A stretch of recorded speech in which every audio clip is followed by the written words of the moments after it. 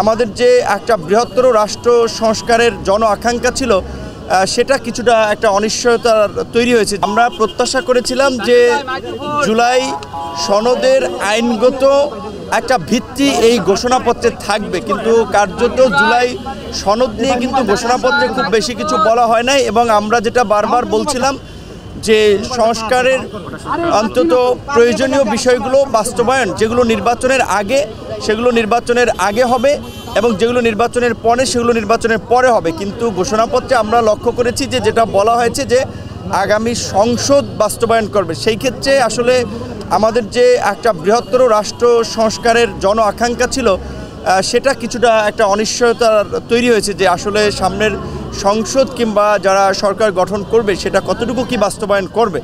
এবং আমরা ভেবেছিলাম যে এই বিশেষ করে ঘোষণাপত্রটা আসলে এত বিস্তৃত ইতিহাস সাধারণত ঘোষণাপত্রে থাকে না, ঘোষণাপত্র একেবারে সংক্ষিপ্ত হয়। সে কারণে যে এই ২৪-এর গণ অভ্যুত্থানের প্রেক্ষাপটটা ছিল আসলে গত ১.৫ দশকের ফ্যাসিবাদের আপনার অত্যাচার, নির্যাতন, গুম খুন এবং তার মধ্যে ২০১৮ সালের ঐতিহাসিক কোটা সংস্কার আন্দোলন এবং নিরাপদ সড়ক আন্দোলন এদেশের তরুণদেরকে জাগ্রত করেছে, যার ফলে এই ২৪-এর বৈষম্য বিরোধী আন্দোলন থেকে শেষ পর্যন্ত একটা গণ অভ্যুত্থান হয়েছে।